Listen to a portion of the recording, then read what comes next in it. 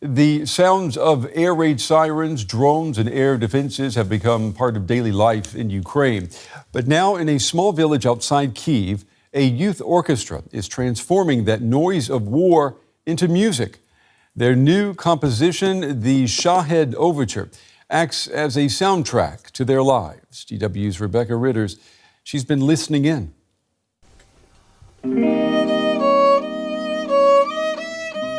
It starts on a calm summer's evening.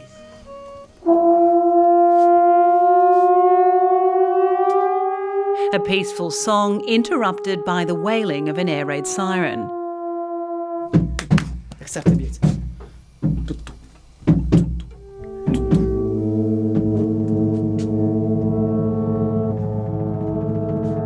Shortly after comes the Shahed drone as it flies overhead. Then a flurry of air defence as it's shot out of the sky. These are not merely sound effects, they're the building blocks of a new composition called the Shahed Overture, brought to life by enthusiastic conductor Serhiy Naduji and his Harmonia Youth Orchestra outside Kyiv. For these young musicians, the sounds they perform are the sounds of their own lives. Мабуть, це були мурашки по шкірі. Це так тривожно, що ми маємо це передати через музику, передати ці всі наші відчуття, все те, що ми відчуваємо в щоденному нашому житті, в наших вечорах, щоб всі зрозуміли за межами України, що ми відчуваємо. І в нас це вдалося. The fear isn't just something they imagine, it's something they know all too well. Це не дуже приємні звуки, взагалі не дуже приємна мелодія, яку хотілося б грати, але це реалії, ми від цього нікуди не підемо. Ми граємо все те, що ми чуємо. The idea for the piece came naturally to composer Dmitry Kornienko. Кожен вечір, починаючи з 22-го року, обстрілюють. І це просто реалізація тих реалій в музичному плані, відображення нашого сьогодення. For him, this music isn't only about the present. Я вважаю, що дуже багато хто захоче це забути, але ми повинні зберегти в пам'яті народу цю подію, тому що це дуже важливо, щоб коли воно закінчиться, щоб воно знову не почалося. For this orchestra, memory isn't a choice, it's a responsibility. Looking backward to remember, but also forward to imagine something better. Оптимізм, він береться з очікування чогось хорошого. Звичайно, хорошого зараз, крім оркестру, мало є. Ми можемо сісти і плакати і нічого не робити, але можна вірити в хороше майбутнє, і це дасть сили на те, щоб до того майбутнього дойти. Музика, вона передає емоцію. Дуже часто ми приходимо на репетицію всі втомлені, але коли граємо, ми ніби переключаємося, ми переходимо в ту емоцію музичну, і та емоція потім на нас впливає. Тобто ми пограли якусь хорошу музику, і нам стає добре. Я впевнений 100%, що музика є тим рушієм, який зможе допомогти і прожити, і пережити, і потім після війни навіть відновитися.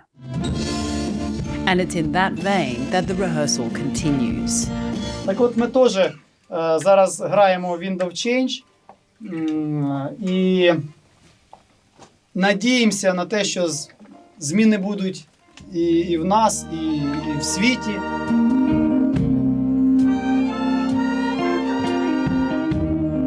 A world where the only sound of drones comes from a youth orchestra outside Kyiv.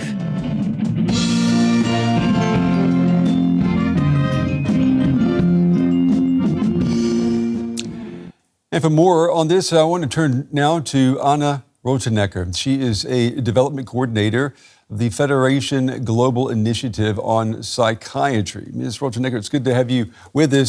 I know you've been looking at the psychological impact of the war in Ukraine on Ukrainians. We often hear about the plight of soldiers, veterans, and their loved ones. What about, though, the plight of children of war, as we just saw in that report? Who or what is there to help them?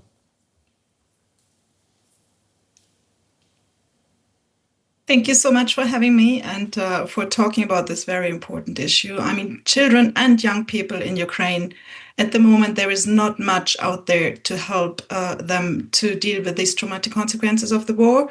We ourselves are running a social media platform where we convey messages for this generation, for children, that it's okay not to be okay, that it's okay not to feel well.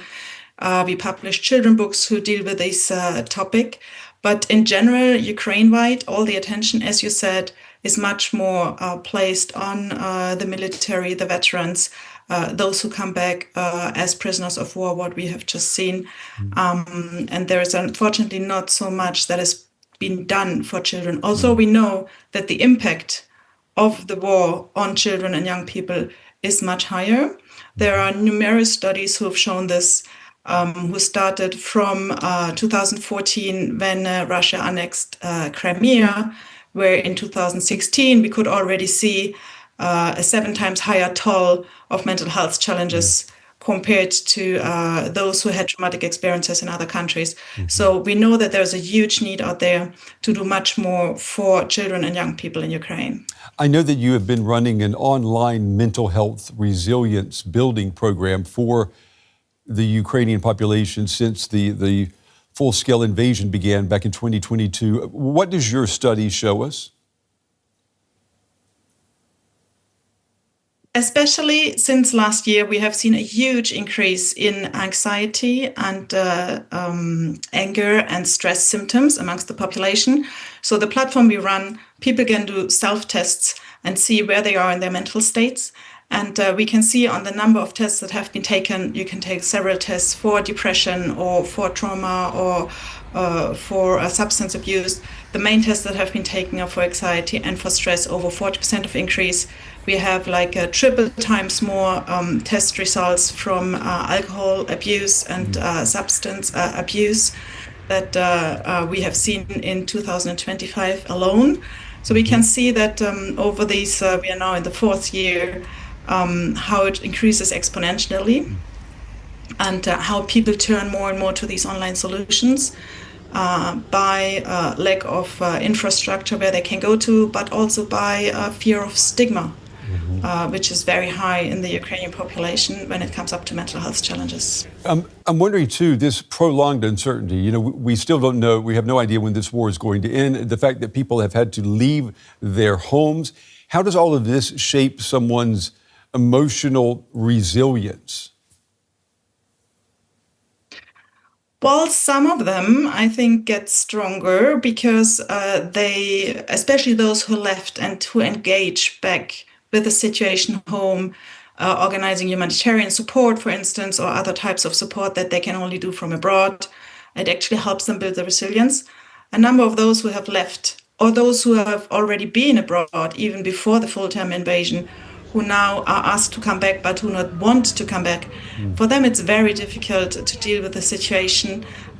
There is more and more uncertainty. There is more and more, people don't know how their friends will react if they tell them that they don't come back, that they don't want to fight for Ukraine, even if they are Ukrainians. So they build up a certain feeling of guilt, which can easily translate to a decrease in their own mental health, right? Yeah. In general, this prolonged uncertainty, it's not only the length of the war, it's especially for those who are in Ukraine, also waiting for the order to go to the military. What we hear numerous times is for all those who are still living with their families because they are in important positions for infrastructure, one day they will receive the order to join the military, and this waiting for this letter to join the military has a huge impact on the mental health of couples and families. Yeah, we can only imagine. That must be it must be very, very difficult with every passing day when you're waiting to get that letter. I understand that your program is designed to reach people online, and that must be difficult with Russian attacks taking out parts of the power grid. Talk to me about the biggest barriers that you encountered to providing mental health support during what we have to say is an active conflict. I mean, the biggest barrier is actually face-to-face support. So if you run an online program, it is much easier. Besides, when you have times like we have at the moment where you have these constant electricity cuts, and a very unstable internet connection. The whole program is built on resilience building. So we do offer therapy for those who cannot access set therapy in one way or the other because they live in an occupied territory or close to the front line, or because they live abroad and nobody speaks their language. But it's a minority. The majority uses the program to build their own resilience. The biggest challenge that we have is for those who get therapy, have therapists who are trained on online therapy, trauma-informed therapy, and especially when we talk about Ukrainian therapists who have gone through their own challenges, then have them build the capacity to deliver this therapy in the high quality that we need it for our clients. And the other challenge is simply funding, I must say, because it's not part of the national public health system. It's not part in refugee countries or in countries with high Ukrainian populations. It's not reimbursed. So the other biggest challenge is actually funding. Well, you're definitely doing important work, Anna Rotenecker. We appreciate you taking the time to share your work with us this evening. Thank you. Thank you very much.